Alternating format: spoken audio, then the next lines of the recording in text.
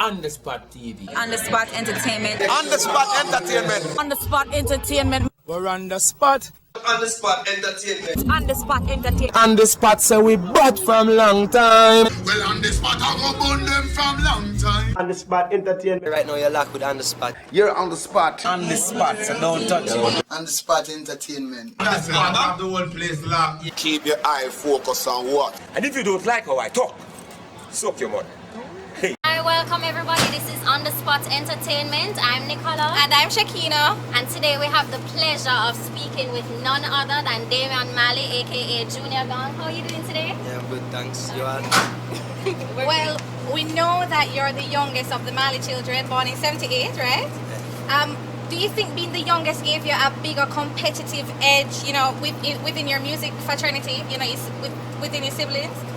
I'm the youngest son, and I don't competitive edge. You grew up with a lot of support, you know what I mean, and a lot of experience around you. So in that sense, like I said again, you have a foundation to build off of. I wouldn't say a competitive edge, guys. Everything is still all about the music at the end of the day. Still, not really just the background, but like I said, you still have a backbone to work off. Okay, so I know that when you were about 2, that was when Bob died, and may God bless his soul. Do you feel like you were working at a disadvantage not having him by your side, teaching you the tricks of the music industry? Any disadvantage there? Well, that would be difficult for me to say because my experience is the only one I know. I don't know any other experience to compare it to, you know what I mean? Yeah.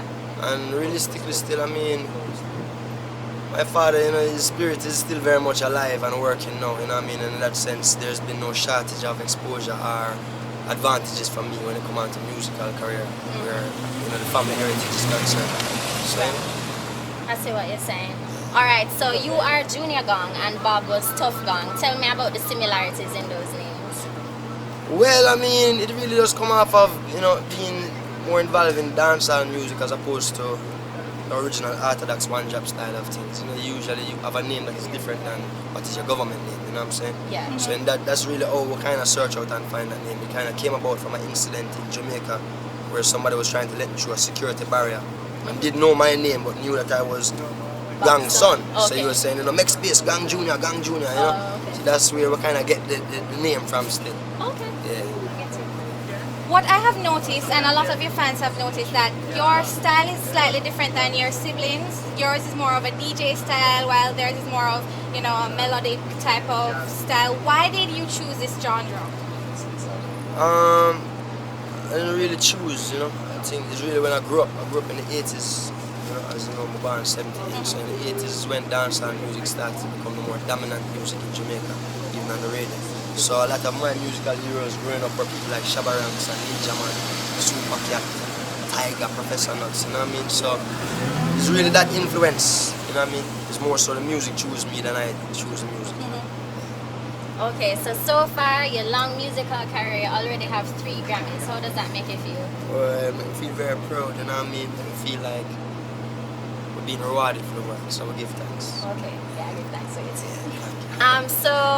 The legacy of Bob Marley, that's carried on by you and all of your siblings. Do you feel like that's a big pressure that you have to carry on such a great legacy? Well, I think the legacy is being carried on by more than just me and my siblings in that sense. The whole reggae, whole my father named in very high regards, and people in general, when you walk around, this is face on all different t-shirts and posters all over the world, so it's not really we alone. You know what I mean? And again, like I said, my experience has only been my experience and I know no other. So I don't know how it is not to be Bob Marley, so you know what I'm saying? Yeah. Well, we all know that in Jamaica, family is very important, and especially to the Marley family. You guys are so united, such a big set of family people. Stephen worked on your album and you are now working on Julian's album, right? How is that going, Julian's album? Well, it's going pretty good. He has a couple tracks done, about half dozen tracks that he did, you know what I mean? Julian does more acoustic drums as opposed to program, like, digital rhythms.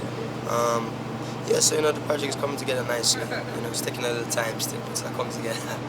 Yeah. Well, we see that you have a big heart within your family, but also to your bigger family, Jamaica, and you're working on the Jamaica Leaf of Life Foundation for kids with HIV. Oh, well, Tell us a little bit about it. That is something that I did back in about 94, 95. It was an album put together. At the time I was affiliated with Spectrum Music, who usually managed Shabaranks and Patra and those people in those days.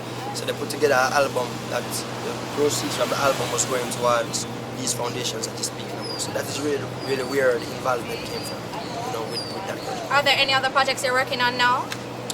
No organized projects in the sense of, you know, we have Urge as a family charitable organization, you know what I mean, and of course Bob Marley Foundation, Rita Marley Foundation.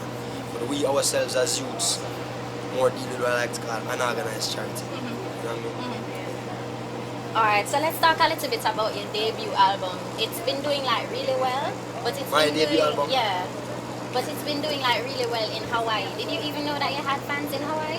Yeah, man. Well, my debut album came out in '96, you know, so everything there is to know about it I know already. You know?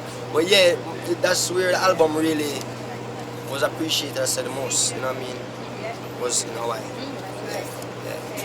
And also the album after that, Halfway Tree, you know, we all know about Halfway Tree where the two towns meet in the middle, uptown and downtown. Is this a representation of your parents, you know, Cindy and Bob? It's a representation of me. Okay. Yeah, you know, I'm trying to say that I am like the halfway tree in the sense of, because then again it also relates to my parents because of where my parents come from, you know what I'm saying? So that's really how it comes. On any of your albums, you know, who have made great contributions to where you are today? Everyone that is on the albums, everyone. I mean, every moment of life has made a contribution to where I am today, you know what I mean? Because experiences in life is what makes you who you are, you know what I mean? So every make I come up to read. So it's from a friend to, you know, to our aunts, you know what I mean? To my mother, to, you know, to Jack. So it's everything.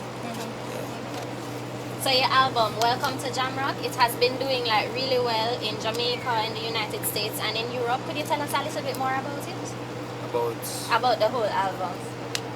Well, the album itself, I mean, you know, like you say, it's the most successful album we've had commercially so far, you know what I mean?